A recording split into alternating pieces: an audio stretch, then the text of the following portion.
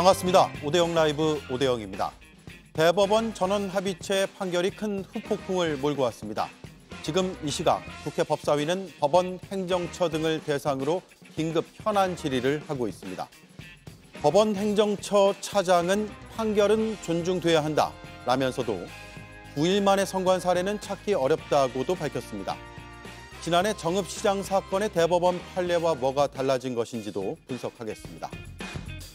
한덕수 전 총리가 자화자찬급 출마 선언문을 발표하고 대선에 뛰어들었습니다. 국민의힘 후보와의 단일화는 7일이 첫 데드라인, 11일이 마지막 데드라인이라는 분석이 나옵니다. 짚어보겠습니다. 오늘의 출연자를 소개해드리고 이수진 앵커의 브리핑으로 시작하겠습니다.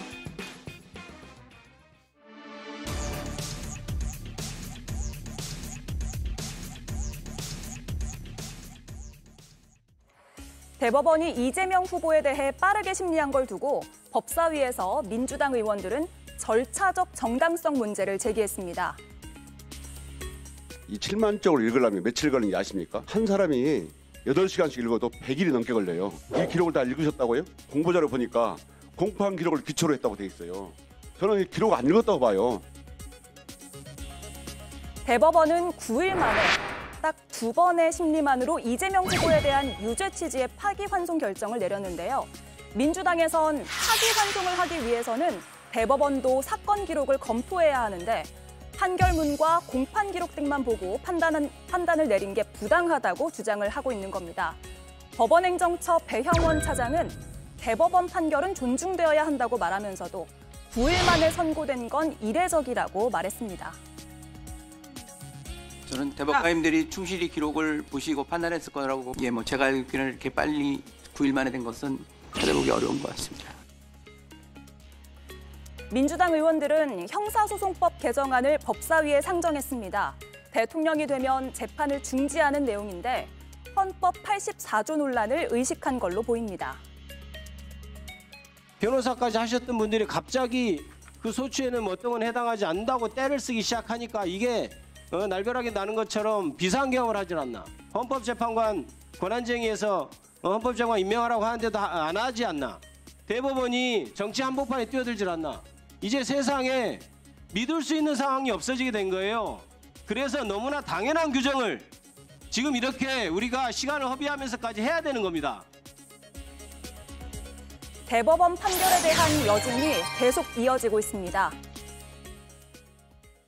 네, 방송 전에 나온 속보를 몇 가지 정리를 해드리겠습니다.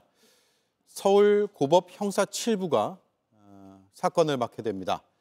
파기환송심 서울고법 형사 7부에 배당이 됐다는 소식이 들어와 있고요.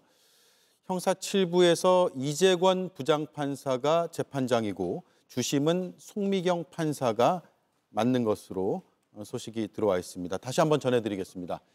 파기환송심이 바로 이어지게 됐습니다. 상당히 빠른 속도로 재판부가 배당이 됐는데요. 서울고법 형사 7부가 맡기로 했습니다. 재판장은 이재권 부장판사, 주심은 송미경 판사입니다. 재판부가 배당됐기 때문에 우선 사건 기록을 검토할 것으로 보이고 또 기일 지정을 해서 통지를 하게 됩니다. 파기환송심은 양형 변론 절차가 있기 때문에 상고심과 달리 기일을 지정해서 피고인을 법정에 부르는 그런 절차를 거치게 됩니다. 대법원이 유죄로 판단한 사안들이 있기 때문에 파기환송심에선 주로 형량을 결정하는 것을 할 것으로 예측이 됩니다. 이 정도면 상당히 빠른 속도라고 봐야 될까요? 이례적이라고 일단 대법원에서 이미 인정을 하고 있는 마당입니다. 그런데 지난번 윤석열 전 대통령 탄핵 심판 때도 이것이 졸속적으로 할 거다. 이게 국민의힘의 공격 논리였습니다. 졸속적으로 하면 안 된다. 이런 게 공격 논리였고요. 저희들은 시간을 끌 필요가 없고 너무나 명백한 상황이다. 그렇기 때문에 이것은 빠르게 심판을 내려야 된다. 이거 양론이 부딪혔죠. 그런데 이상하게 굉장히 길어졌습니다. 그러니까 졸속 심판이라는 논쟁 자체가 완전히 사라졌습니다. 예. 그런데 대법원은요. 지금 그것보다 훨씬 더 많은 자료 이런 것들이 있음에도 불구하고 이거를 일주일 만에 사실상 심리를 끝내버렸거든요. 그리고 나서 발표를 한 거예요. 9일 걸렸어요. 이것에 대해서 당연히 졸속이란 생각이 들 수밖에 없고요. 처음부터 이 법원이 지금 왜 사법의 정치를 하고 있는 것이지? 이런 의문이 들 수밖에 없고 먼저 번에 지기현 판사라는 분이 체포적부심을 포함시키고 또 나를 시간으로 계산해가지고 윤석열 대통령을 풀어줬단 말입니다. 이걸로 인해서 사법부의 신뢰가 완전히 붕괴된 상태였습니다. 그런데 이번에 대법원이 제대로 된 판결을 내려서 그 사법부의 신뢰가 붕괴된 것을 다시 좀 일으키나 했더니 여전히 굉장히 이례적인 이 졸속 심의를 거치면서 결국 국민 대혼란을 지금 만들어냈습니다. 그리고 국민들의 어떤 선거나 이런 것들이 지금 한 달 좀 가까이 남아있는 상태인데 국민의 어떤 선택 이런 것들에 대해서 지당이 아주 큰 영향을 미치려고 하는 행동 아니냐. 당연히 이런 의혹을 받을 수밖에 없는 것 아닌가 이렇게 생각합니다. 예, 이 정도 속도면 선거 기간 중에 고법의 판단이 나올까요? 어떻습니까? 나올 가능성도 있죠. 왜냐하면은 지금 파기환송심에서 할 게 별로 없습니다. 대법원이 전원합의체 판결을 통해서 매우 자세하게 유무죄 부분과 그리고 그 유무죄 이유에 대해서 판시를 했거든요. 그리고 법원 조직법상 사건을 돌려받은 파기환송심은 대법원의 판단에 기속됩니다. 예. 아주 명백하게 새로운 증거가 나오지 않는 한 그걸 뒤집을 수 없어요. 그러면 유무죄가 어디까지인지, 즉 백현동 부분과 골프 발언 부분이 유죄라는 것은 정해진 것이고 나머지는 양형만 남아있는 건데요. 2015년에 나온 대법원 판례는 항소심에서 1심의 양형 조건에 중대한 변경이 없는 이상 1심의 양형을 존중해야 된다라는 대법원 판례가 있습니다. 그리고 그 판례가 나온 이후로는 항소심에서 1심의 양형을 기계적으로 깎아주던 것이 실무에서 많이 없어졌습니다. 즉 양형도 특별한 사정이 없는 한 1심에서 선고됐던 징역 1년, 집행유예 2년 이 판결이 그대로 유지될 가능성이 대단히 높기 때문에 예. 파기환송심에서는 많아야 공판기일 한 번 또는 두 번이면 충분하고 그 뒤에 바로 선고를 하게 될 걸로 보입니다. 예, 김성일 의원님. 네. 고등법원에서 선고가 나오더라도 재상고할 수 있는 절차는 있잖아요. 네, 맞습니다. 근데 그렇다 하더라도요. 이게 단순히 소부에서 파기환송이 된 게 아니고요. 전원 합의체에서 파기환송이 된 거기 때문에 다시 고등법원에서 다르게 해가지고 재상고를 한다 하더라도 유죄 취지로 나온 것 자체는 변함이 없습니다. 예, 알겠습니다. 자, 속보가 들어오는 건 계속 전해드리도록 하고요. 이 시각에도 법사위에서 대법원, 법원 행정처죠. 상대로 긴급 현안 질의가 이어지고 있는데 오늘 오후에 나온 주요 발언을 먼저 모아봤습니다. 들어보겠습니다. 대법원의 판결 나고 여러 가지 지금 사회에서 우려 섞인 목소리들이 큰데요. 어떻게 생각하십니까? 판결에 대한 비평은 얼마든지 가능하지만 최고법원의 판결과 또 법관에 대한 존중이 없이는 법치주의도 우리 헌법기관도 존재할 수 없다는 생각이. 어제 대법원 판결이 잘못됐습니까? 저희 사법부는 저희 법치주의 확립을 위해서 사법부가 해야 할 모든 역할을 충실히 쿠데타라고 볼 수 없습니다. 예, 민주당은 졸속 재판이라고 비판을 했고요. 법원 행정처에서는 비판은 얼마든지 가능하다. 다만 최고법원의 판결은 존중해야 된다라고 반박을 했습니다. 그러면서 다수 의견과 소수 의견에 충실히 녹아 있다. 대법관들이 하고 싶은 이야기가 그렇게 밝혔는데요. 이에 대한 분석부터 해보죠. 먼저 이동학 의원님. 선거를 앞두고 있기 때문에 그리고 이것이 633 원칙 기본적으로 처음부터 지켜지지가 않았죠. 그리고 국민들께서 보시는 것은 법 자체가 양당 혹은 모두에게 만인에게 평등하게 적용이 되고 있는 겁니다. 지금 나경원 의원을 위시해서 지금 37명이 국회 선진화법 관련돼서는 그거는 지금 6년째 재판 중이거든요. 633 원칙이라고 하는 건 선거법에 적용된다 하지만 이거를 다르게 적용하면 지금 6년, 3년인가 국민의힘 의원들한테는 이렇게 당연히 국민들 입장에서는 형평이 안 맞다. 왜 유독 이재명 대표에게만 예외를 적용해가지고 이렇게 졸속적으로 심판을 하는가. 여기에 대한 의문이 있을 거고요. 예. 거꾸로 윤석열 전 대통령에 대해서는 예외를 적용해가지고 오히려 빼준단 말이에요. 그러니까 이런 상황 자체가 아마 국민들께서는 그동안은 검찰만 정치를 하는 줄 알았더니 이제는 판사들도 이 정치를 하네. 그러니까 사법의 정치화의 아주 대표적인 사례로 전 기록될 수 있을 거다 이렇게 봅니다. 예. 법원이 정치를 했다면은 아마도 항소심 재판을 했던 서울고등법원 재판부를 의미하는 것이 아닌가 하는 생각이 듭니다. 오죽하면 대법원 전원합의체에서 다수 의견은 어떻게 얘기를 했냐면 그렇게 인위적으로 백현동 발언의 내용을 쪼개고 분절해서 판단하는 것은 확립된 대법원 판례의 취지에 맞지 않다. 그렇게 인위적으로 판시하지 말라고 대놓고 비판할 정도였습니다. 그 말씀을 먼저 드리고 가겠고요. 이 633 원칙이라고 하는 것은 각 심급별로 1심, 항소심, 상고심만 6개월, 3개월 안에 하라는 의미가 아닙니다. 선거범에 대해서는 선거법을 위반한 채로 어떤 자리를 계속 유지하고 있거나 혹은 피선거권의 제한을 받지 않고 계속 있으면 안 되기 때문에 전체 심급을 통틀어서 1년 안에 마무리하라는 것이거든요. 그런데 이 사건은 1심만 무려 799일이 걸렸습니다. 그렇게 부당하게 지연되는 것을 최고법원인 대법원이 적극적으로 사법자원을 총동원해서 조기에 판결하는 방식으로 그 지연된 정의를 바로잡은 것이죠. 예. 오늘 법원 측은 국회에 나와서 판결은 존중돼야 된다라는 큰 틀의 원칙은 계속 강조를 했습니다. 다만 배영원 법원행정처 차장은 심리기간이 촉박하지 않았냐라는 지적에 대해서 일부 수긍하는 모습을 보이기도 했는데요. 다시 한번 들어보겠습니다. 대법관들 저희가 요구했어요. 6만 페이지 다 읽었냐고. 읽었습니까? 대법관들 이 며칠 만에 6만 페이지 다 읽었습니까? 유력한 대선 후보를 이렇게 흔들어대려면 2만 5천 페이지 다 읽었답니까? 답변이 없지요. 저는 대법관님들이 충실히 기록을 보시고 판단했을 거라고 대법관들에게 전원합의체로 회부해서 9일 만에 이렇게 판결된 사례 있습니까? 없습니까? 있어요? 없어요? 답 주세요. 처음입니까? 예, 뭐 제가 알기로는 이렇게 빨리 9일 만에 된 것은 찾아보기 어려운 것 같습니다. 예, 김성일 의원님. 네. 사건 기록이 한 6만, 7만 페이지 정도 된다고 지금 알려지고 있어요. 이게 물리적으로 이 기간에 다 보지는 않았을 것이다라는 취지의 질문인 것 같아요. 네. 뭐 공판 기록 검토는 했을 겁니다. 검토가 없이 전원합의체의 모든 판사들이 그거를 갖다가 동의했을 리는 없고요. 예. 다만 이제 이례적이다라는 것이 비판의 소지가 되는 거에 대해서는 저는 좀 반대입니다. 왜냐하면 이 사안 자체가 이례적이에요. 대선 후보가 대선을 앞두고 지금 공직선거법, 즉 피선거권이 박탈될 수 있는 그런 재판을 하고 있는 경우가 거의 없었어요. 그러다 보니까 이거는 빨리 털고 가야 된다. 이건 민주당 내부에서도 나왔던 소리거든요. 당연히 무죄가 나올 줄 알았던 것뿐이죠.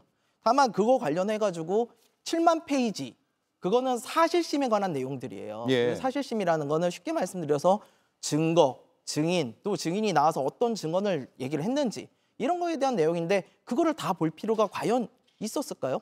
저는 민주당이 2심 판결이 나왔을 때 이재명 대표의 무죄 판결이 나왔을 때 했던 말을 기억을 합니다. 굉장히 잘한 판단이었다. 그렇다면 그 잘한 판단의 판결문 보고 그거 관련해서 법리 판단을 하는 게 무슨 문제가 있겠습니까? 그래서 저는 이 부분에 대해서 시간이 촉박했다, 이례적이다 이런 걸로 비판하는 것은 좀 옳지 않다 이렇게 보고 있는 상황입니다. 예. 9명의 범인을 놓치더라도요. 한 명의 억울한 사람이 나오면 안 된다는 게 법 취지입니다. 그런데 이거는요. 처음부터 정치 기소였습니다. 대선에서 패배를 했는데 그때 했던 그것도 국정감사장에서 했던 말을 그대로 꼬집어가지고 그걸 가지고 기소를 한다는 것 자체가 정치 기소였다는 말입니다. 그리고 정적 죽이기의 일환이었어요. 그런 것들이 어쨌든 정치의 어떤 법 적용에 있어서 정확하게 서로에게 등가적으로 적용이 안 됐던 측면이 있고 유독 가혹하게 이재명 대표에게만 적용이 됐던 겁니다. 이 보세요. 처음부터 정치 기소를 해가지고 계속해서 괴롭혀왔지만 본인들 스스로가 얘기했던 대로 이 검찰 스스로가 지금 증인을 53명? 아니 43명 정도 신청을 하고 이재명 측에서는 5명, 4명밖에 신청을 안 했습니다. 근데 시간을 이재명 후보가 다 끌었다고 그 역공을 하고 계시고 그런 측면에서 이미 이재명 대표를 일종의 오염을 시키는 사법 리스크에 둘러싸여 있는 사람이다라는 이미지를 만들기 위해서 지금까지 검찰의 공작이 있었던 것인데 그것이 지금 재판으로 넘어가서 고법에서 이거 나온 이후에 이례적으로 이렇게 빠르게 한다는 것 자체는 저는 정치적 의도가 있는 것 아니냐 그렇게밖에 해석을 할 수가 없습니다. 예. 이거는 제가 좀 사실관계를 바로잡고 가야 될 것 같은데요. 그 검찰 증인 43명, 뭐 이재명 후보 측 증인 5명 말씀하셨는데 기본적으로 검찰에서 조사한 참고인 조서들이 있으면은 그걸 가지고 피고인의 변호인 측이 먼저 검토를 하고 재판부가 볼 수 있기 전입니다. 증거 능력에 대해서 동의하는지 여부를 밝히죠. 그리고 이재명 후보의 변호인들이 그 증거에 부동의했기 때문에 검찰이 증거 능력을 획득하기 위해서 증인으로 신청하는 겁니다. 이 부분은 정확하게 구별해서 팩트대로 말씀해 주셔야 맞다라는 생각이 들고요. 그다음에 정치적인 기소라고 말씀하셨는데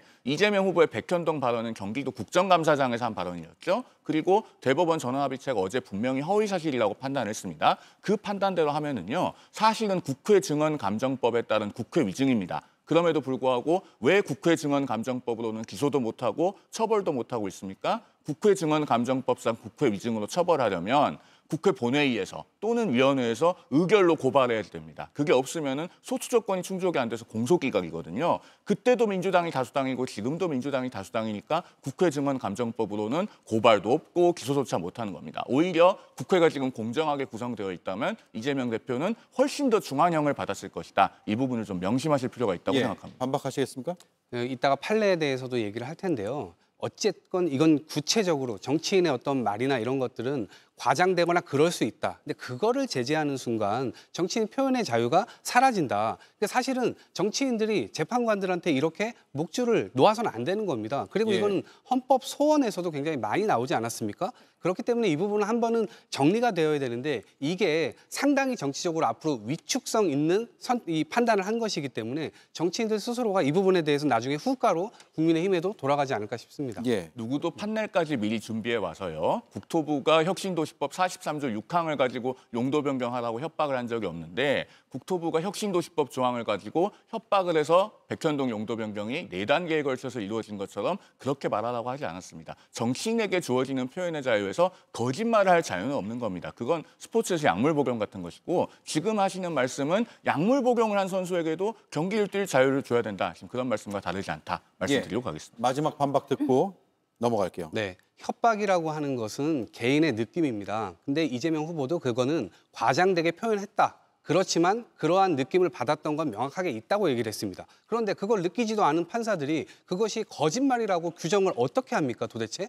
그것에 대해서 아주 상대적인 개념을 법의 잣대를 무리하게 들이대면 앞으로 표현의 자유, 정치인들이 뭔가 논박을 하는 이 과정 자체가 굉장히 어려워질 것입니다. 그러면 결국 정치인의 발언이 어려워진다는 것은 국민들의 의사표출 자체가 어려워진다는 걸 의미합니다. 그런 의미에서 이번 대법 판례 정말 너무나 잘못됐다고 봅니다.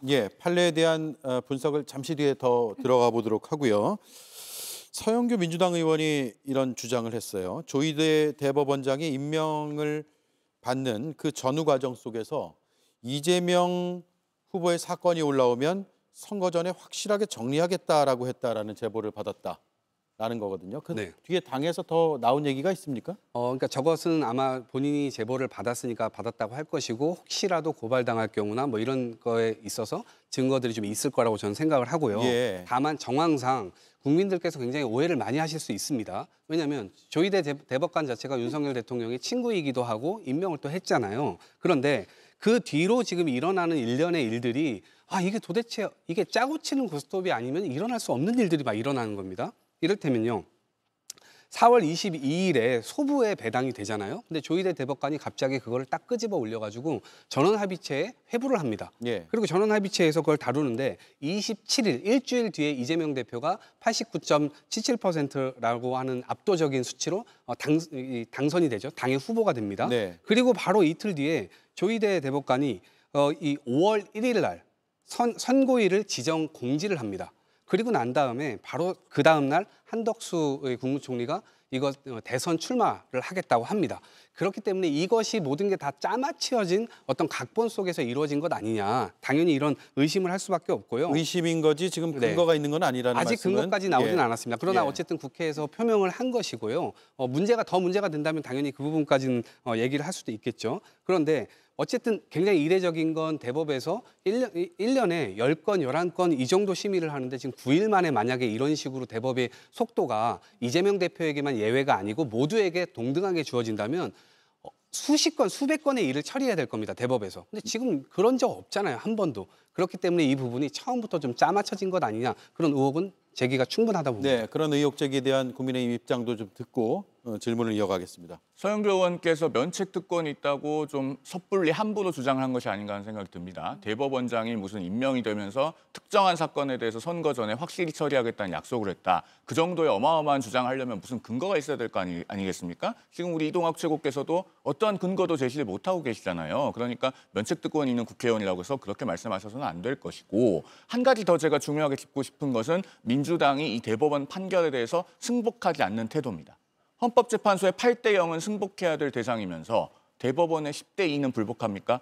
사실 이건 둘 다 승복해야 되는 대상이거든요. 그렇기 때문에 국민의힘도 매우 진통이 있고 일부의 당원이나 지지자는 고통스럽지만 헌법재판소의 8대0 전원일치 파면 결정에 대해서 승복하고 있지 않습니까? 그런데 민주당은 지금 10대 2에 대해서는 승복을 안 하고 오히려 근거 없는 억측만 제기하고 어제는 심지어 보복 탄핵까지 시도했어요. 이것은 공당으로서 가야 할 길이 아닙니다.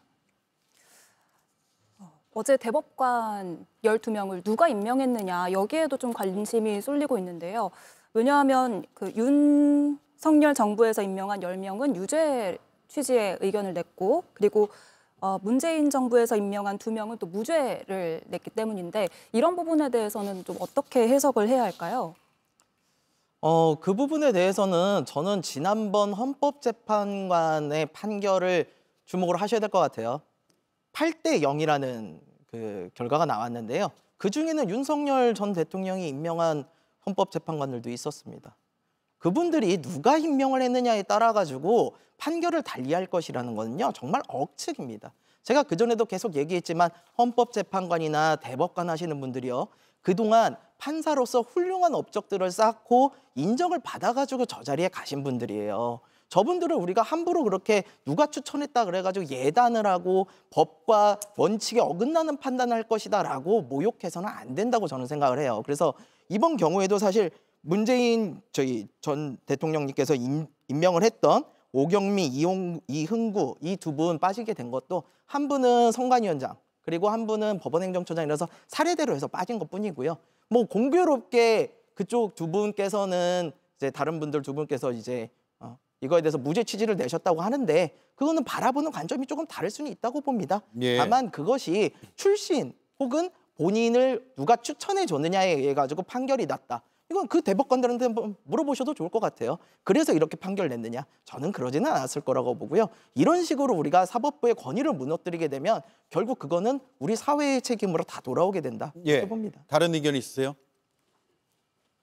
그러면 판례로 넘어가겠습니다. 정읍시장 사건 때 판례가 지금 많이 거론이 되는데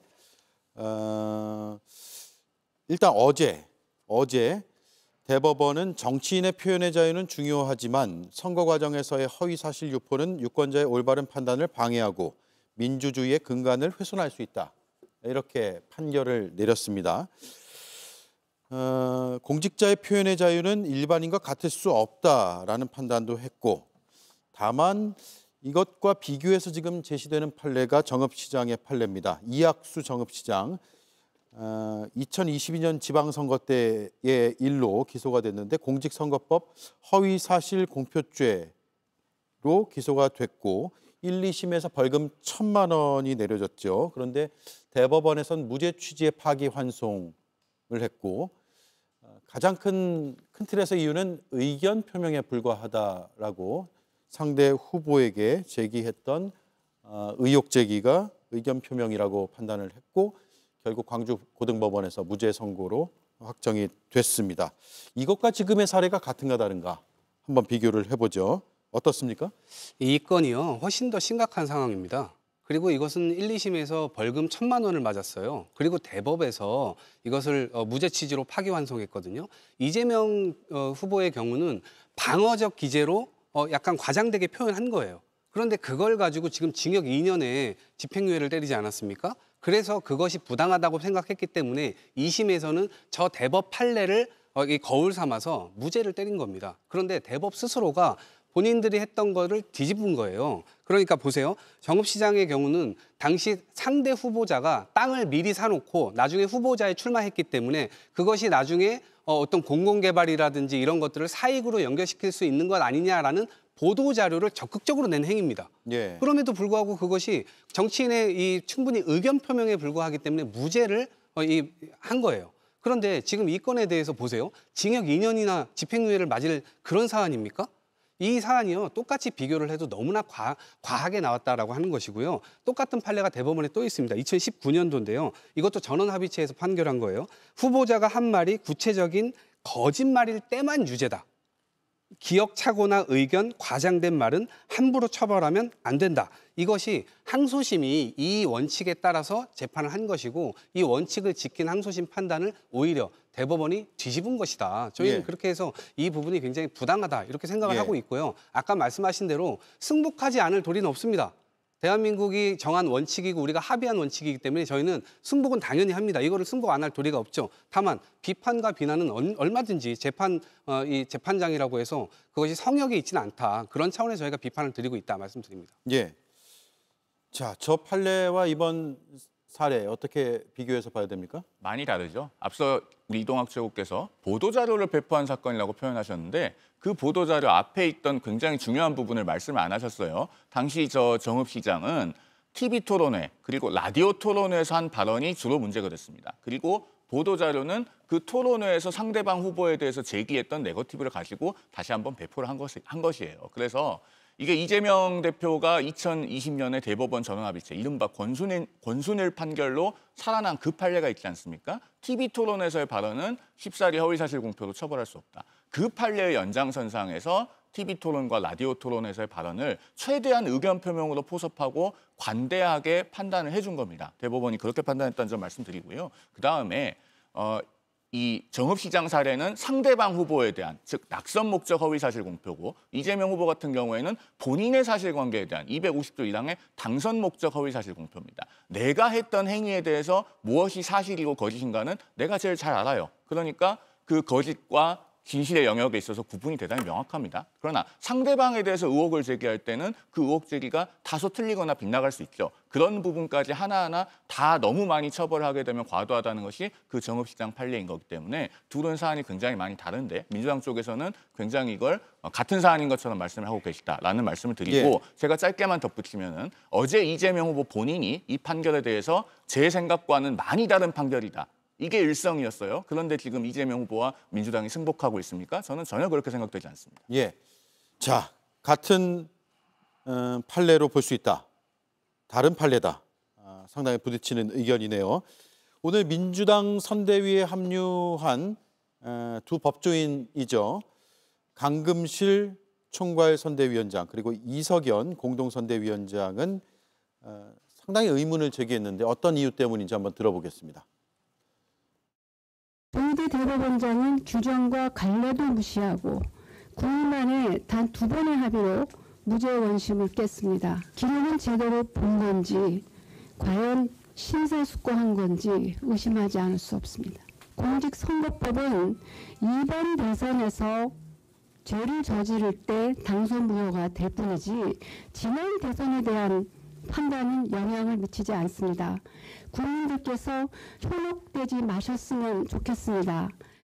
어제 판결의 그 기저에는 뿌리 깊은 헌법재판소와 대법원 사이에 파워게임이 있었습니다. 헌법재판소가 그야말로 국민의 사법 적극주의로 전원일치로 위헌 판단하면서 세계에서 각광을 받게 되자 아마 대법원으로서는 대법관들로서는 다는 아니지만은 참기 어려웠을 겁니다.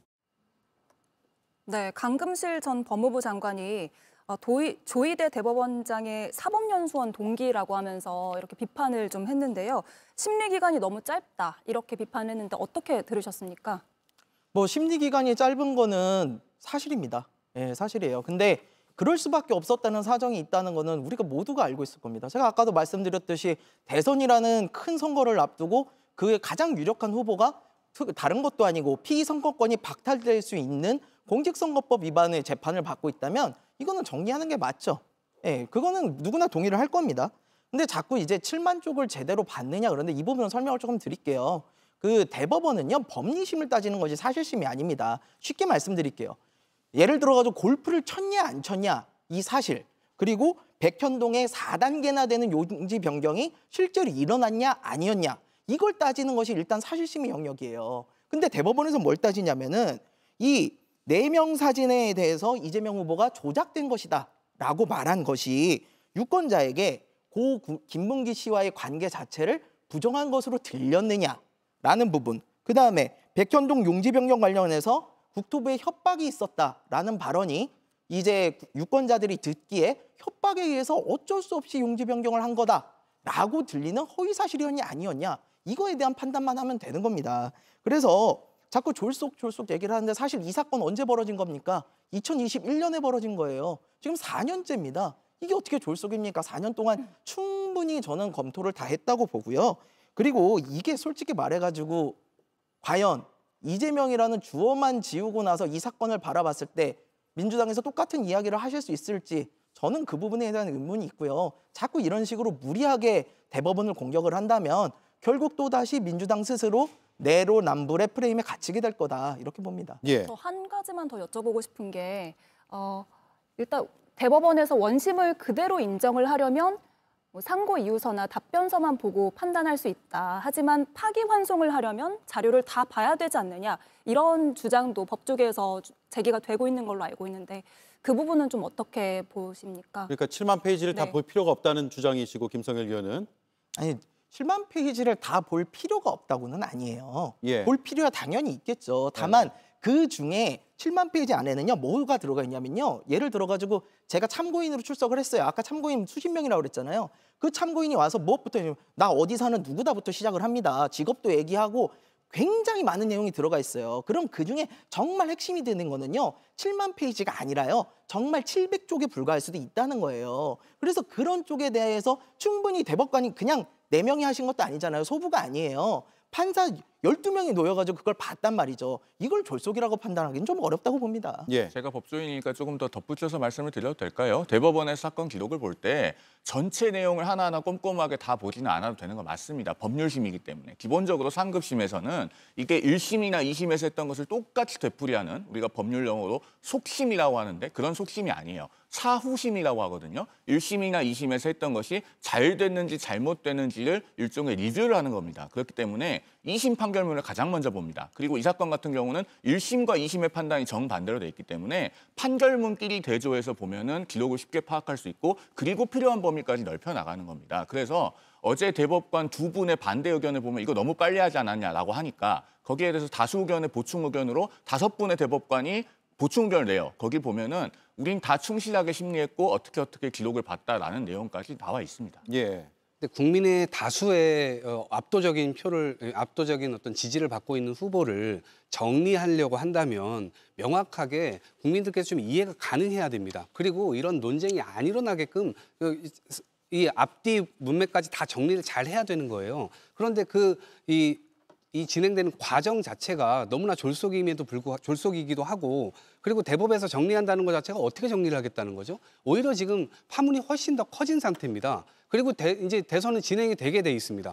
그리고 대법에서 다시 파기환송됐으니까 고법에서 심판을 할 텐데 그러면 이거는 대선 전에 또 결과가 나올 수가 있나요? 결과 또 나올 수도 없습니다. 왜냐하면 이재명 후보에게 일단 이 재판 진행과 관련된 기본적으로 법적으로 주어진 날수가 또 거의 한 달 가까이 됩니다. 그렇기 때문에 이미 한 달밖에 안 남았는데 이 과정에서 도대체 이 대통령 선거 자체를 완전히 오염시키기 위한 대법의 어떤 판단이 아니라면 이건 도저히 이해할 수가 없는 거죠. 그리고 국민 다수의 판단이 결국 국민들이 이것을 판단하게 될 텐데 저는 그 지점에서는 대선 이후에 이 법관들이 다시 한번 이 부분들을 다 고심해 보셨으면 좋겠다라는 생각입니다. 예. 제가 딱 20초만 더 말씀드려도 될까요? 30초 하셔도 됩니다. 예, 선거 전에 정리하겠다라고 하는 발언은 서영교 의원의 주장인 거지 팩트로 확인이 된 게 아니잖아요. 그리고 어제 나온 전원합의체 판결문 총 87쪽입니다. 법정 의견만 있는 게 아니고 법정 의견이 한 35쪽 정도 되고 반대 의견이 한 40쪽 정도 되죠. 그런데 그 반대 의견에 대해서 반박하는 다수 의견의 보충 의견이 있고 다수 의견의 보충 의견에 대해서 반박하는 반대 의견의 보충 의견까지 있습니다. 이 정도면은 대법원 전원합의체에서 얼마나 충실하게 심리가 이루어졌고 토론이 이루어졌는지 우리 시청자들께서도 충분히 파악하실 수 있으리라고 생각됩니다. 예. 졸속이다 아니다. 계속 앞으로도 상당 기간 논쟁이 이어질 것 같은데 폭넓은 의견을 계속 들어봐야겠습니다. 자, 첫 번째 이슈 여기서 마무리하고요. 오늘 또 큰 이슈가 하나 더 있었습니다. 이수진 앵커가 브리핑을 하겠습니다. 지금 세계는 통상 질서가 급변하고 국제 질서가 요동치고 있습니다. 이에 더하여 우리나라는 국내적으로 큰 혼란에 빠져 있습니다. 저는 제가 사랑하는 대한민국의 미래를 위해 우리 모두를 위해 제가 할 수 있는 일을 찾기로 마음먹었습니다. 한덕수 전 총리가 오늘 국회에서 출마 선언을 했습니다. 아직 무소속인데요. 국민의힘 성일종 의원이 이렇게 마중을 나왔고요. 국민의힘 전 원내대표죠. 추경호 의원도 한 전 총리와 함께했습니다. 친윤그룹과 함께하는 모양새가 된 건데요. 이렇게 출마 선언을 마치고 한 전 총리는 종로에 있는 쪽방촌을 방문했습니다. 여기에서 만난 사람은 한 전 총리에게 캠프 사무실을 물려준 오세훈 시장이었습니다.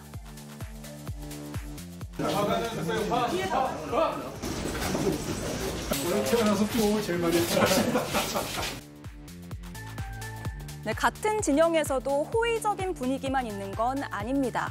권한대행 선배이자 대선 경쟁자이기도 한데요. 황교안 전 총리는 페이스북에 권한대행의 권한대행의 권한대행이라니 이 나라를 어찌할꼬 라고 적었다가 10분 만에 삭제하기도 했습니다. 예, 오늘 출마 선언문에 본인이 공직자로서 걸어온 길을 쭉 적어서 그런 것들을 부각하려 했던 부분도 있고요. 또 우리나라가 지금 상당히 위기 상황이다라는 점도 지적을 하면서 출마의 명분으로 삼았습니다. 또한 국무총리로서 못한 일을 대통령의 힘으로 반드시 해내겠다. 제가 살아온 인생을 봐달라. 이런 표현까지 썼어요. 자, 국무총리라서 못한 일을 대통령의 힘으로 하겠다. 명분이 될 수 있다고 보세요?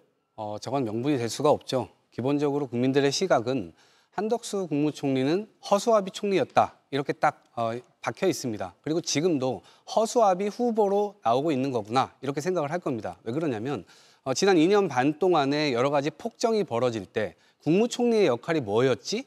그냥 방탄하는 것밖에 없지 않았나? 국회에 나와서 그냥 대통령을 방어하고 물론 국무총리가 당연히 그러한 일인데 이것은 사리 판단에 맞을 때 국민들의 지지를 받을 수 있겠죠. 그런데 국민들의 지지가 별로 그렇게 높지 않은 상황입니다. 그리고 본인이 권한 대행을 할 때도 마찬가지고 국무총리를 할 때도 마찬가지고 지금 나오기 직전까지도 사실은 헌법을 위배하고 그리고 국회에서 통과된 법안도 위배하고 계속해서 거부권을 또 행사를 많이 했습니다. 사실은 수사 대상이 되어야 됩니다. 근데 지금 후보로 나오는 것 자체가 국민의힘을 방탄 삼으려고 하는 본인들의 어떤 혐의나 이런 수사에 대해서 앞으로 정치적으로 이것을 오염시키기 위한 그런 행동이 있는 거다라는 생각이 들고 또 하나는 총선 직후에 사의 표명까지 했잖아요. 그리고 이채, 양명주, 김건희 여사의 여러 가지 기행 그리고 의료 대란 이런 국면에서 국무총리의 역할이 뭐였죠?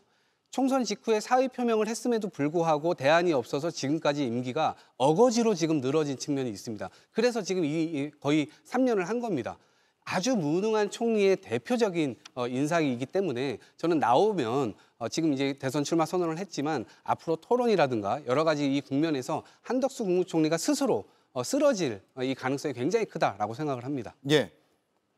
자, 속보가 전해졌습니다. 저희가 자막은 지금 준비하고 있고 선거법 사건 파기환송심의 첫 공판일이 정해졌습니다.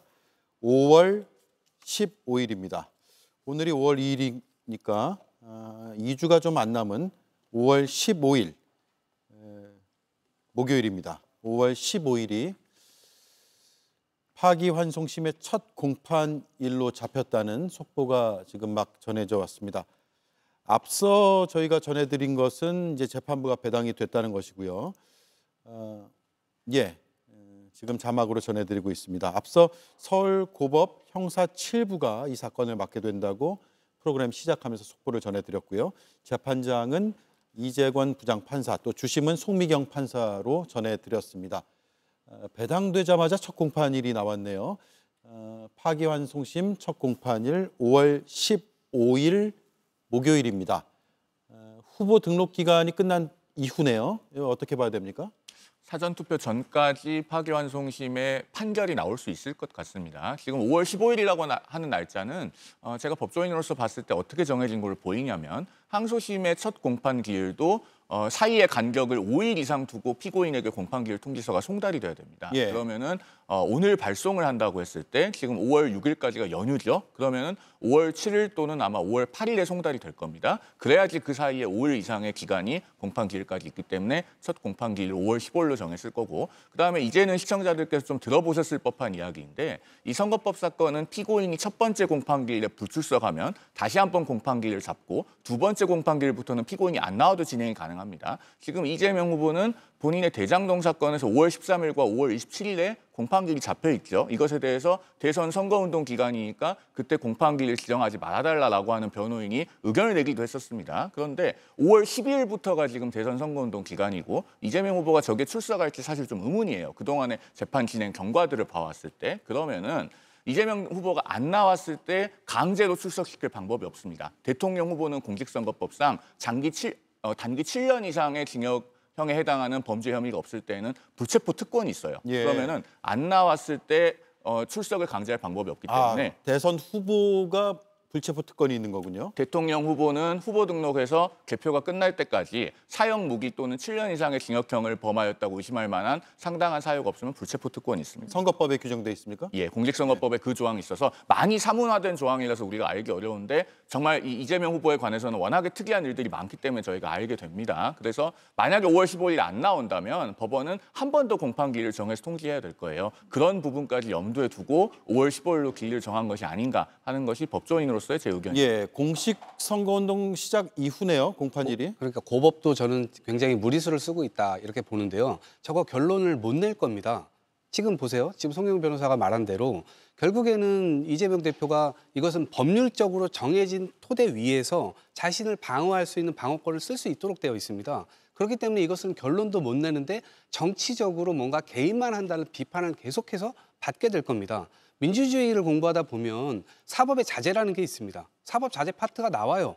사법으로 모든 걸 다 단죄할 수가 없는 것이기 때문에 결국 정치가 위에 있고 그 정치 민주를 완성하는 것은 정치에 있기 때문에 그렇습니다. 그래서 서로 대화와 타협 이런 것들이 이제 진행이 돼야 되는 것인데 지금 재판부는 너무나 무리를 하고 있다. 그리고 이것이 논쟁이 결국엔 격화되게 되면 나중에는 헌법 84조까지 결국 또 논쟁이 될 겁니다. 예. 그러면 대통령이 당선된 이후에 판결이 진행되냐 마냐 이걸 가지고 또 논쟁이 있을 거예요. 왜냐하면 그랬던 사례가 없기 때문에 저는 그 논쟁이 있을 수 있다고 보지만 제 개인적인 입장에서는 소추는 멈춘다. 왜냐하면 84조의 취지가 내란죄, 외환죄를 제외하고 대통령은 형사소추를 받지 않는다. 그것은 대통령이 죄를 저질렀을지언정 그것을 따라서 법원에 왔다 갔다 수사기관에 왔다 갔다 그러면 당연히 국가 운영의 안정성을 해치게 되겠죠. 예. 그러한 법 취지가 있는 겁니다. 그렇기 때문에 저는 이 부분을 앞으로 해석을 하게 된다면 국가 안정성의 공익이 훨씬 더 크다 이렇게 보기 때문에 이 부분에 대한 논쟁을 고법에서 지금 마칠 수가 없는 거예요. 너무나 무리하다 봅니다. 알겠습니다.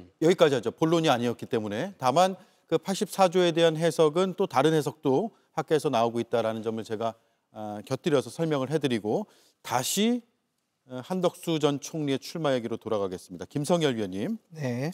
통상협상을 잘한다는 점을 강조하기도 했고요. 또 경제부총리의 이력을 강조하기도 했고 주미대사를 지냈다라는 점, 성공적으로 이끌어왔다. 수많은 통상협상을 성공적으로 이끌어왔다. 본인은 자화자찬하지만 그렇지 않다는 비판도 꽤 있어요. 네, 저는 사실 그 한덕수 총리가 윤석열 전 대통령이라는 정말 역대급으로 기이한 사람 밑에서 고생은 좀 했을 거라고 봐요. 이제 워낙 이상한 일들을 많이 하셨잖아요. 뭐 이태원 참사에 대한 부정이라든가 부정선거 신봉이라든가 이런 상사가 위에 있으면 밑에서 얼마나 고생을 할까라는 생각은 합니다. 그러면서 이제 나와가지고 얘기를 하는 게 통상협상은 내가 잘할 것 같다라고 하는데요. 근데 저는 저 메시지는 그렇게 좋아 보이지는 않아요. 왜냐면요. 이거는 관료의 영역이 아니에요. 저희가 지금 뽑고자 하는 사람은 대통령이고요. 대통령은요. 통상협상의 주체가 아니라 통상협상을 잘할 수 있는 사람을 인사를 하면 되는 겁니다. 그러니까 아직까지 관료의 그 틀 안에서 벗어나지 못했다라는 한계점이 좀 보이는 것 같고요. 이제 관료 한덕수가 아니라 출마 선언을 했으면 정치인 한덕수로서 지금 우리 사회에서 가장 문제는 뭡니까? 불법 계엄으로 인해 가지고 지금 받은 상처들 이런 거 빨리 회복하고요. 정치적 양극화, 경제적 양극화 이거 어떻게 해소할 건지 국민 앞에 그런 비전을 보여줘야 될 때예요. 그래서 통상협상 잘한다는 메시지보다는 어떻게 하면은 정치적으로 통합의 메시지, 비전을 줄 것인가 이런 거에 대해서 이야기하는 게 훨씬 낫다고 봅니다. 예, 비상계엄과 관련한 책임론에 대한 질문도 있었는데요. 본인은 이렇게 답을 했습니다. 들어보겠습니다.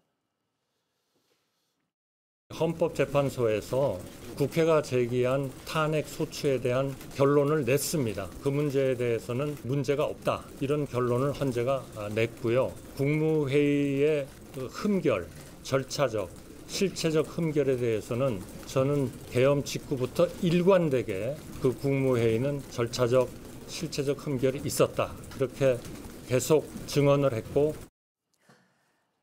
네, 지금 한덕수 전 총리가 문제 없다 이렇게 얘기를 한 것 같은데 근데 어쨌든 혐의가 4개나 되는데요. 법률적으로 그죠? 네, 어떻게 보십니까?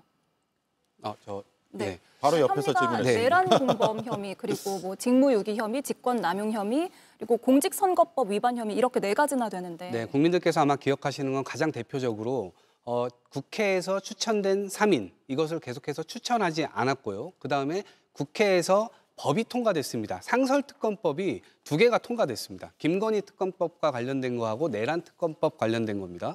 근데 특검법이 통과가 되면 바로 그 즉시 그 검사를 추천하도록 추천 의뢰를 하도록 되어 있습니다. 그런데 그거는 지금까지도 안 했죠. 그렇기 때문에 이것은 너무나 현행법을 위반한 것이고 이것에 대한 수사를 먼저 받으셔야 돼요. 그런데 국민들이 아무도 나오라는 사람도 없는데 본인 스스로가 이번 대선에서 본인이 역할을 해보겠다라고 하는 것 자체가 굉장히 넌센스라고 생각합니다. 예.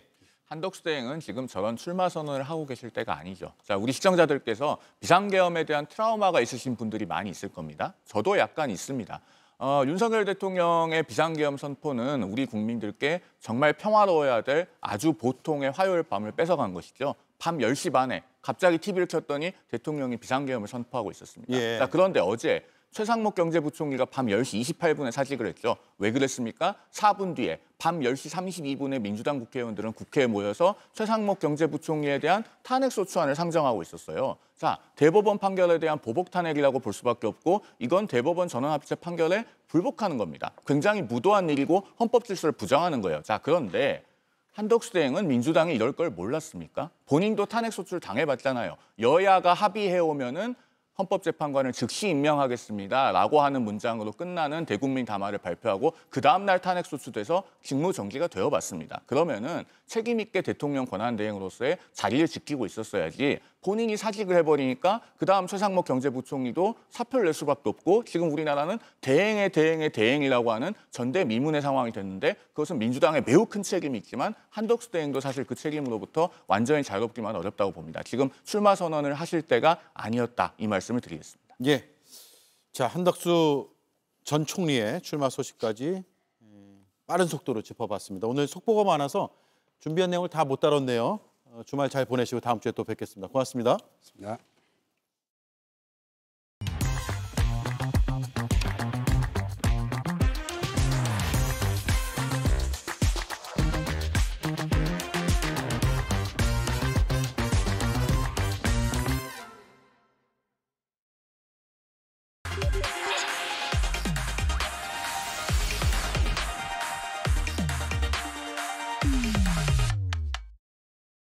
네, 오대영 라이브의 간판 코너 단도직입을 시작하겠습니다. 금요일에 정치고수 두 분입니다. 김병욱, 민현주 전 의원이 나와 있습니다. 어서 오세요. 네, 안녕하세요. 예, 급하게 오는 바람에 숨이 차서 발음이 좀 꼬였습니다. 네, 이수진 앵커가 브리핑하고요. 바로 이어가겠습니다. 국민 여러분, 저희가 많이 부족했습니다. 그러나 그 부족함이 이재명 세력의 면죄부가 되어서는 안 됩니다. 국민의힘이 바뀌겠습니다. 부디 이재명 세력의 헌정 테러 복주를 막을 수 있도록 힘을 모아 주십시오. 권성동 원내대표는 이재명 후보에 대한 대법원의 판결을 환영하면서 국민의힘에 대한 지지를 호소했습니다. 이어진 백브리핑에서 기자들이 무엇을 바꾸겠다는 거냐라고 묻자 더 낫고 겸손하게 가겠다. 결국은 중도 보수가 하나 되어야 한다라고 말했는데요. 그러면서 이재명 후보가 대통령이 돼서 셀프 사면하는 건 막아야 한다라고 말했습니다. 이재명은 분명히 대통령이 되면은 자기 하수인들이 민주당 의원들을 시켜서 사면법 개정해서 셀프 사면할 거다. 그래서 우리 기자분들도 이 부분을 좀 중점적으로 강조해서 좀 보도를 해주시길 부탁드리겠습니다. 이거는 만약 이렇게 되면 이건 나라가 아닙니다. 이건 그렇지 않습니까? 자기 죄를 자기가 스스로 사면하고 거기서도 벗어난다 그러면은 그건 독재자죠. 그건 히틀러예요. 그게 황제고 러시아의 차르고 그렇습니다. 반 이재명을 외치면서 반사이익을 노리는 건 선거 국면에서 하나의 전략일 수 있겠습니다만 국민의힘만의 청사진이 잘 안 보인다. 이런 비판이 여전히 제기되고 있습니다. 예, 오늘 잘하겠다, 국민들에게 잘하겠다라는 점을 강조를 했습니다. 뭐 다양한 반응이 나오고 있는데 그건 뒷부분에 다루도록 하고요.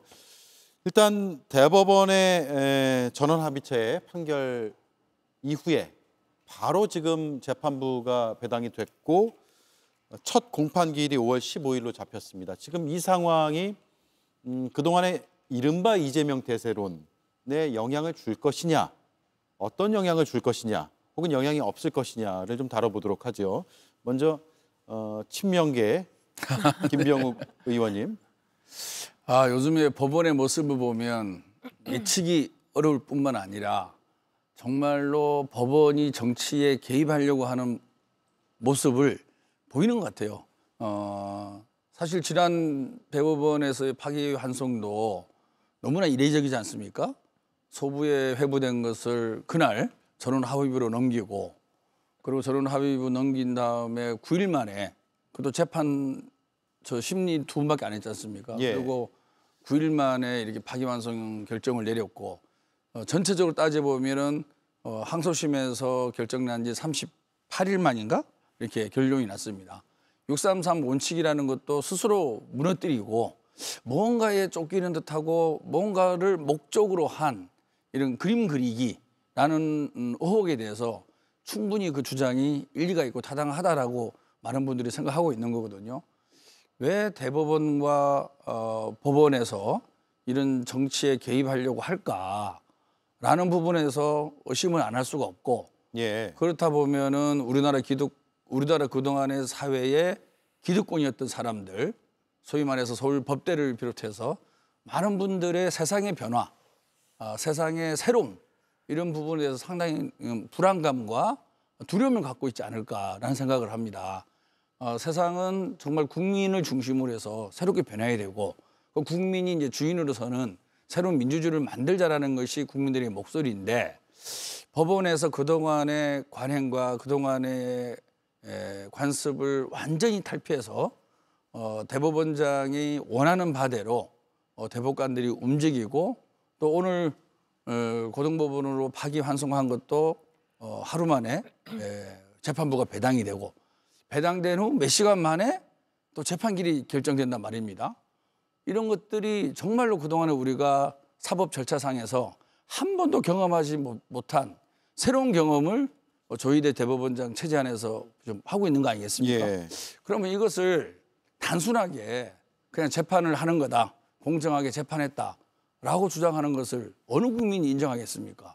무언가를 목표로 하고 무언가에 쫓기는 듯한 그런 모습을 지속적으로 보여주고 있고 그 결과가 전부 다 특정 정당, 특정 후보에게 불리한 결론을 갖고 있는 거 아니겠습니까?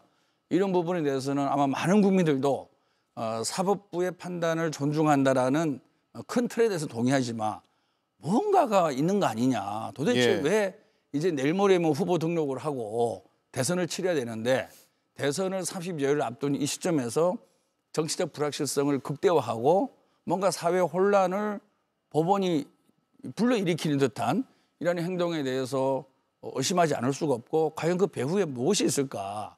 이런 사법부의 카르텔이라고 얘기하는 그 카르텔의 진정한 존재의 의미가 무엇일까라고 의심할 수밖에 없는 거고 결과적으로는 윤석열 대통령의 계엄에 대해서 옹호하고 비호하고 그 계엄 세력이 다시 정권을 잡기를 원하는 전체 사회 기득권 세력들의 무언의 카르텔의 형성이 있는 거고 그 카르텔을 조장하고 또 카르텔에 영향을 미치려고 하는 정치 세력이 존재하는 거 아니냐라고 의심하지 않을 수 없다 생각합니다. 예, 그렇게 의심을 하고 계시고요. 여론에 지금 반영이 되고 있다고 보세요? 저는 아직은 이제 오늘 뭐 지표가 조사가 나온 건 없으니까요. 없으니까 잘 그러니까 아직은 확인을 할 수는 없지만 저는 중도 표심이 최소 한 번은 저는 출렁일 수 있다고 생각을 해요. 왜냐면 이재명 후보가 오랜 기간 동안 30% 후반대 박스권에 갇혀 있었거든요. 그랬다가 항소심에서 무죄 판결이 되고 그리고 국민의힘은 계속 계엄과 탄핵의 늪에서 벗어나지 못하고 있는 상황에서 정책적으로 굉장히 진취적인 행보를 보였다고 저는 개인적으로 평가를 합니다. 그래서 저는 중도의 일부가 이재명 대표에게 지지를 보내면서 사실은 40% 돌파했고요. 지금 뭐 양자대결에서 50% 넘는 결과도 나오고 있지 않습니까? 조사도. 예. 그런 걸 봤을 때 중도가 상당 부분이 이재명 후보 쪽으로 옮겨갔었는데 이번 대법원 판결을 통해서 중도 중에서 이재명 후보에게 강한 호감을 가지고 있지 않은 층들은 이거 유죄인가? 그러면 문제가 생기는 건가? 라는 의구심을 가질 수가 있고요. 그렇다면 한번 다시 했던 지지를 철회하거나 유보를 하면서 저는 이재명 후보에 관련한 지지율은 한 번 정도는 저는 움직일 수 있다라고 생각을 합니다. 중도층에서요? 네. 예. 동의하세요? 이재명 대표가 다자대결에서 40, 양자대에서 50을 기록하고 있지 않습니까? 그 사실 모멘텀은 헌법재판소의 윤석열 파면이었죠. 그걸 계기로 해서 중도층이 이재명 대표로 많이 온 거거든요. 예. 지난 2심 무죄 때의 영향도 있지 않을까요? 그 이후에 파면이 결정된 거죠. 예. 물론 전혀 없다고는 할 수가 없는데 큰 그림으로 보면 핵심은 윤석열 대통령의 비상계엄이 반헌법적이고 국민을 배신하고 헌법을 수호할 의지가 없다라는 헌법재판소의 판결이 저는 중도층의 표심을 확실히 움직인 거다. 더불어민주당이 파면해야 된다고 주장하는 것보다 헌법재판소의 재판관들이 엄중한 판결을 통해서 그것을 선포했을 때 국민들의 마음에 크게 울림이 있었다고 생각합니다. 네.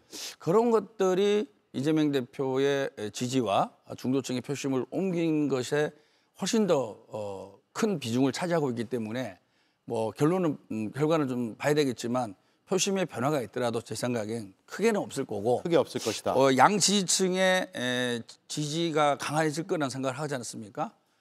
그렇게 보면은 저도 어제 그 문자를 많이 받았습니다. 우리가 60% 지지해서 확실한 대통령 만들자. 이런 문자를 많이 받았거든요. 그만큼 이번 사태에 대해서 분노하고 울분을 갖고 있고 왜 대한민국이 이러느냐.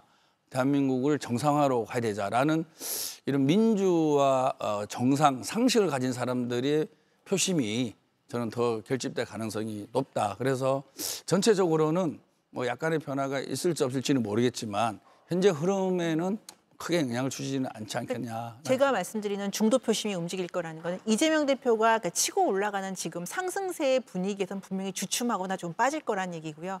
그런데 그러면 이렇게 중도가 이재명 후보를 지지하던 빠져나왔던 중도가 무당층이 국민의힘이나 다른 후보로 갈 것이냐. 저는 그거에 대해서는 아직 결정을 못할 거라고 생각을 해요. 예. 왜냐하면 국민의힘이 이제까지 보여져 왔던 사실은 개혁적이지 못한 모습들 때문에 중도가 그렇다고 쉽게 국민의힘으로 가거나 다른 후보에게로 쉽게 이동하지는 못하기 때문에 그냥 여전히 결정을 안 된 상태로 머물러 있거나 아니면 뭐 투표장에 안 갈 수도 있겠죠.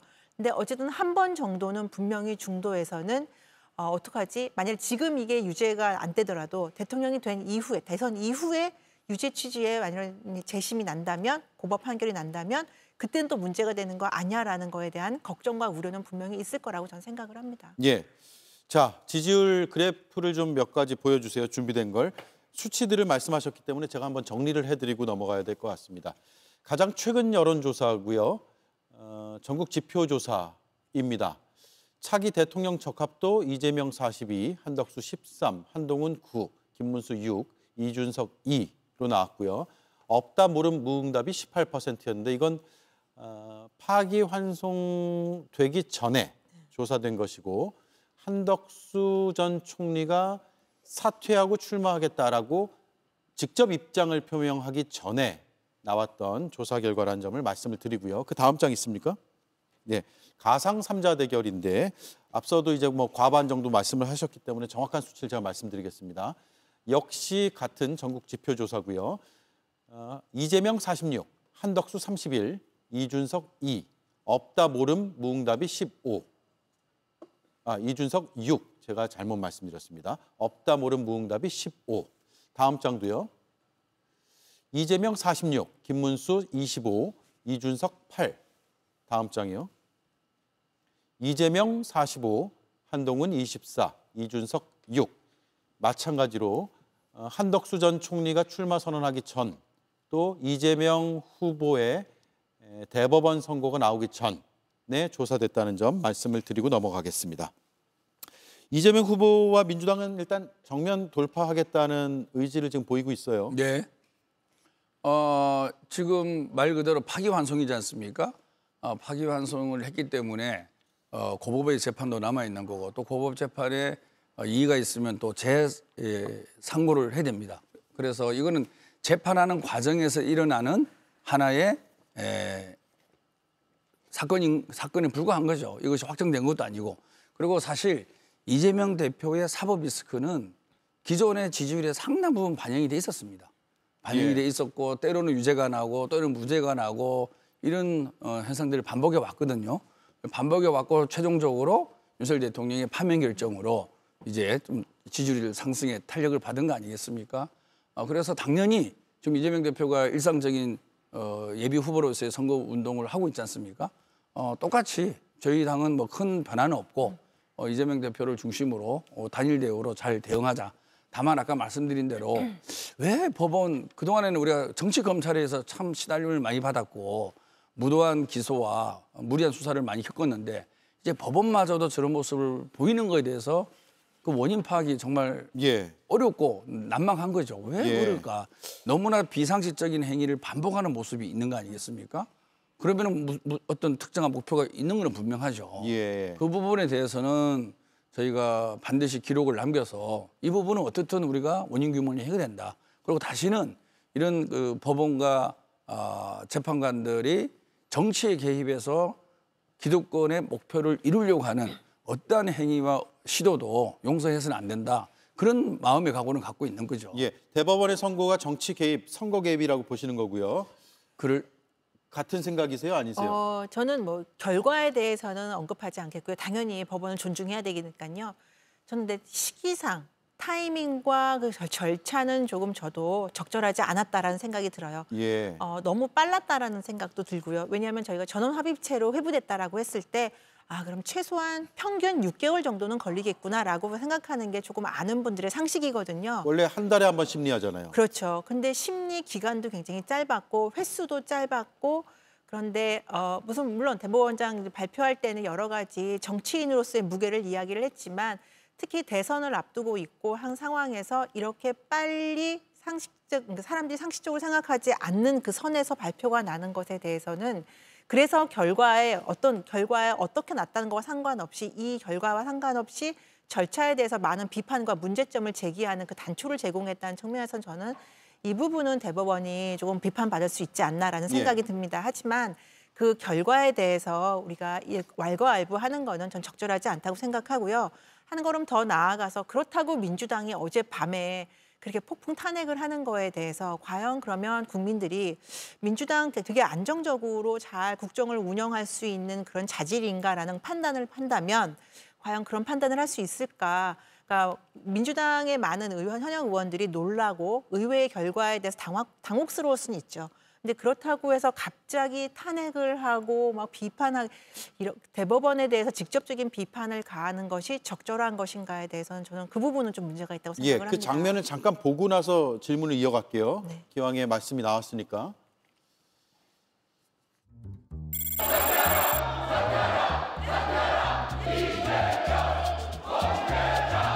대상자는 헌법과 법률을 중대하게 위반하였으므로 탄핵 소추의 필요성과 탄핵 소추 사이의 타당성이 인정된다고 판단하였습니다.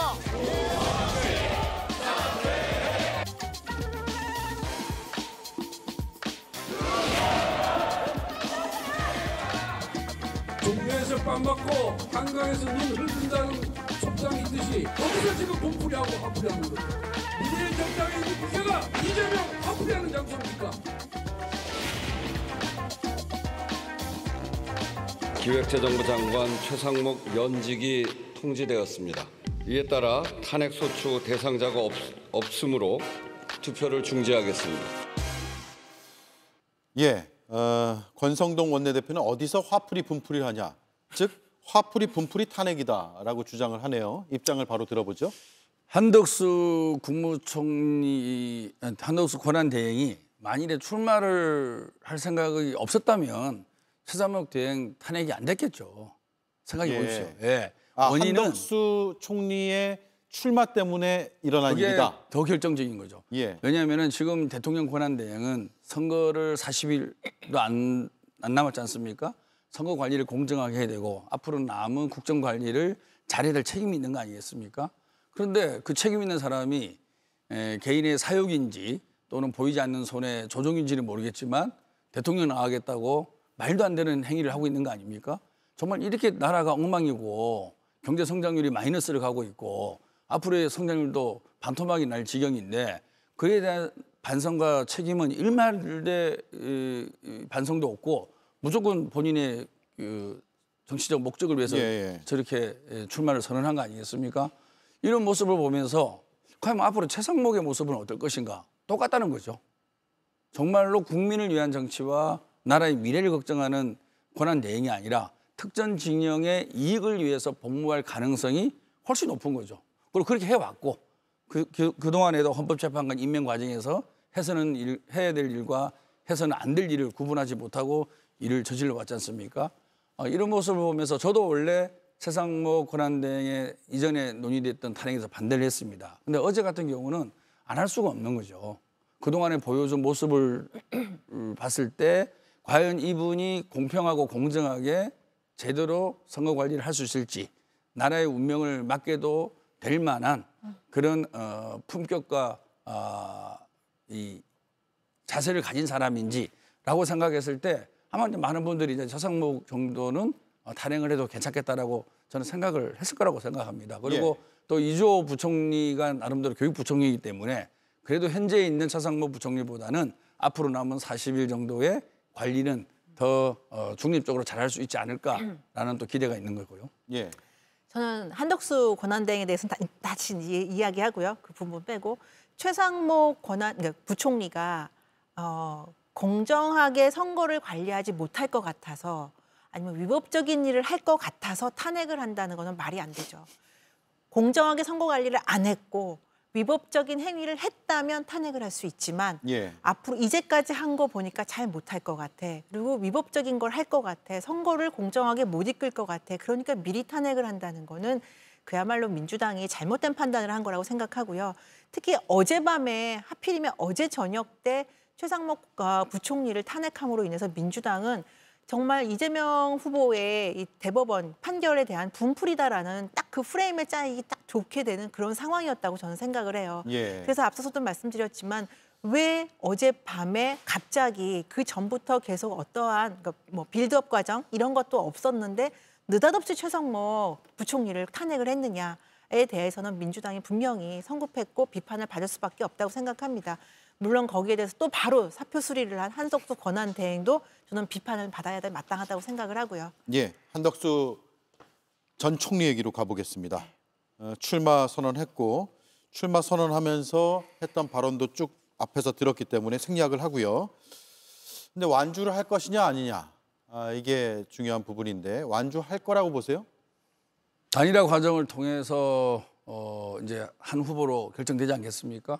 그 과정은 거칠 거라고 봅니다. 그러니까 거기서 지면은 어차피 완주가 안 되는 거고 이기면 완주가 되는 건데 단일화 과정은 뭐 반드시 그런 과정을 거치겠다라고 생각을 하고 있습니다. 예.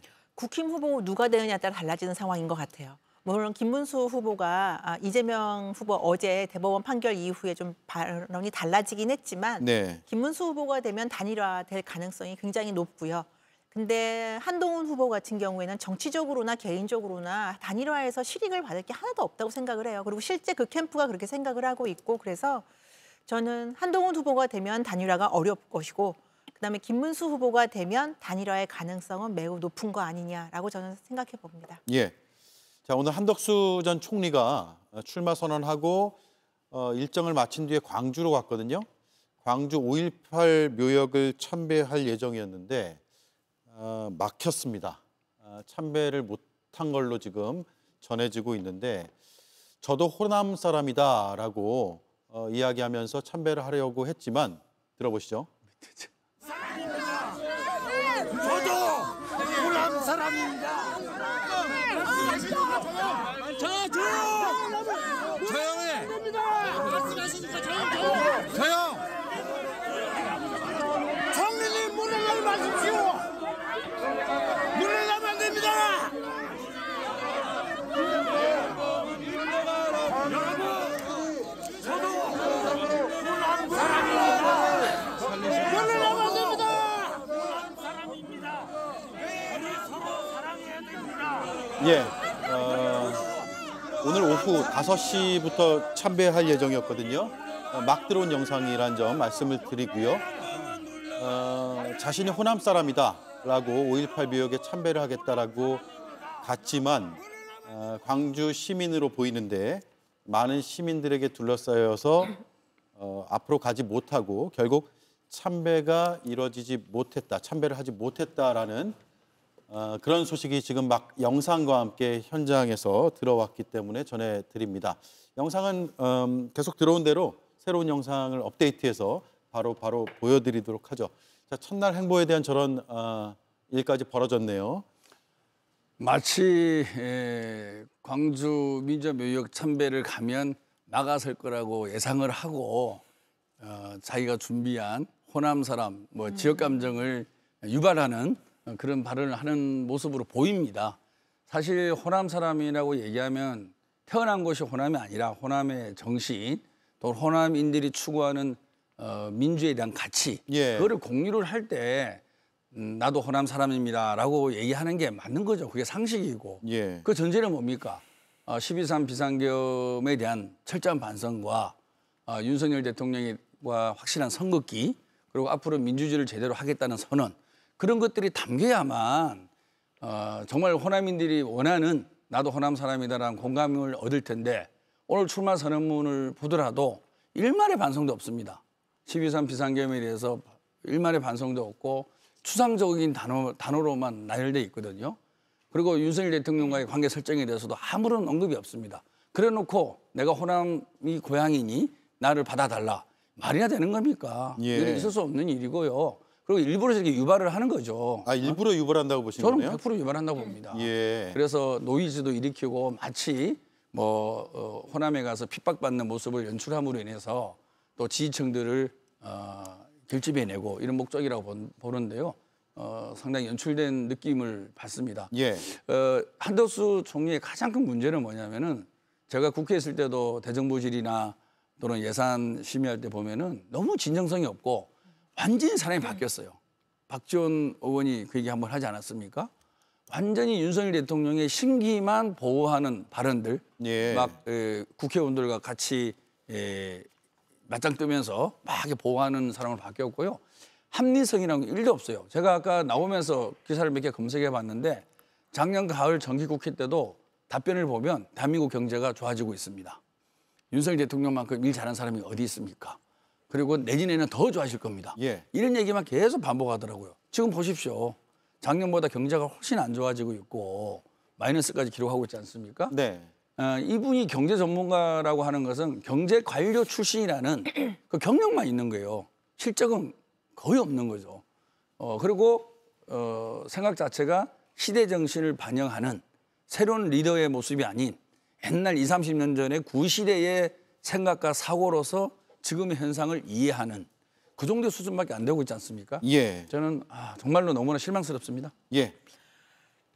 대통령 후보로서 후보가 되기 위해서 준비된 모습을 보여야 되는 게 전 중요하다고 생각해요. 특히 지금처럼 갑작스럽게 대통령 선거를 하게 된 상황에서는 이 후보는 굉장히 준비가 돼 있구나, 모든 면에서. 근데 지금의 저 모습은 김병욱 전 의원님께서 이게 연출한 모습이다라고 말씀하셨는데 저는 연출한 모습이 아니라 준비되지 못한 모습이었다라는 점에서 굉장히 안타깝고요. 국민의힘 쪽에서도 사실 광주에 많은 찬배를 갖고 왔습니다. 화해 노력도 했었고 통합 노력을 했었어요. 김종인 위원장 그다음에 뭐 지금은 다른 당이지만 이준석 의원이 갔을 때 굉장히 환영받았거든요. 예. 그래서 지금의 저 모습은 말씀하신 대로 자칫 준비되지 못한 모습이 오히려 국론 분열을 일으킬 수 있기 때문에 대통령이 되고자 하신다면 먼저 출마 선언하셨으니까 이제라도 준비부터 하셔라. 저는 예. 그렇게 말씀드리고 싶습니다. 저도 호남 사람입니다. 저 발언은 어떻게 평가하세요? 이제 호남에게 친근감을 유발하고 그러니까 호남 사람이 대통령 후보, 국민의 보수 진영에서의 그 대통령 후보가 됐기 때문에 뭔가 유권자들의 마음을 사기 위한 저는 전략적인 발언이라고 생각을 하는데요.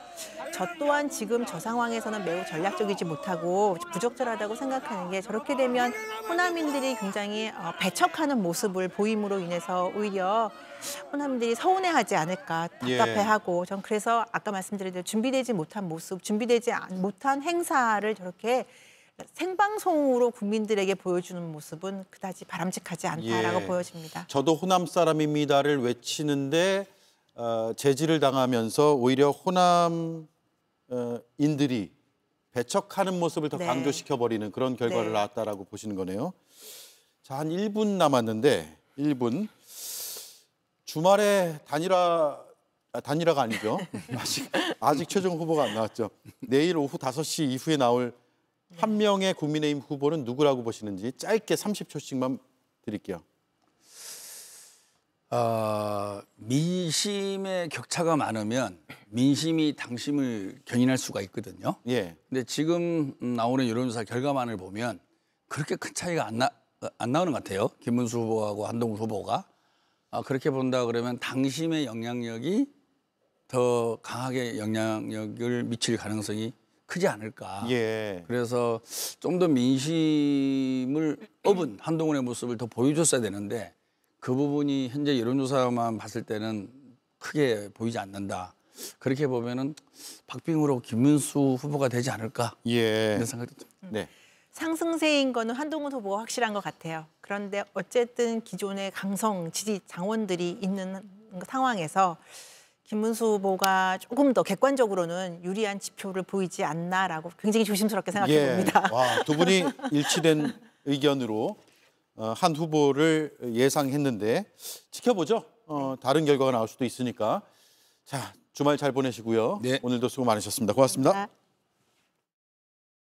여기도 콘드로이친, 저기도 콘드로이친.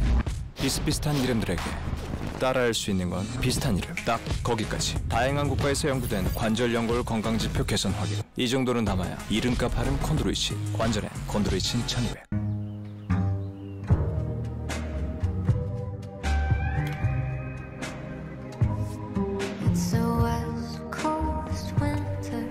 이 디자인 당장 내 방으로 들고 와요. 실은 이게 너 많이 좋아졌다. 나의 증명은 언제나 가능하다. 패턴을 바꿔봤어요.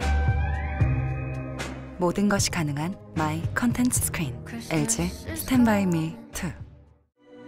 많은 사람들이 차가운 음료를 마실 때 불편함을 느끼죠. 센소다인은 민감한 치아의 시린 증상을 예방 완화해줍니다. 센소다인의 차이를 경험해보세요. 제가 사용하는 대화형 인공지능 서비스에 물어봤습니다. 사건 기록 7만 페이지를 9일 안에 다 읽으려면 1초에 몇 쪽을 봐야 해? 답은 이랬습니다. 9일은 총 77만 7,600초고 따라서 1초당 0.09페이지를 읽어야 합니다. 9일간 단 1초도 쉬지 않는다고 가정하면 1초당 0.09쪽, 즉 11초에 한 페이지를 읽어야 합니다. 이 인공지능은 이런 답도 덧붙였습니다. 현실적으로 9일 안에 모든 내용을 읽는 것은 매우 어려운 도전이 될 것 같습니다. 그리고 저에게 이런 추천 질문도 띄워줬습니다. 왜 그 많은 페이지를 그렇게 빨리 읽으려고 하나요? 앵커 한마디였습니다.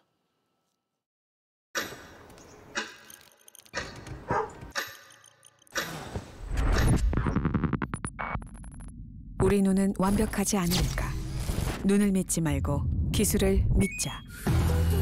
더 빠르고 강력하게 섬유 속 진먼지 진드기와 유해먼지 99.99% 살균.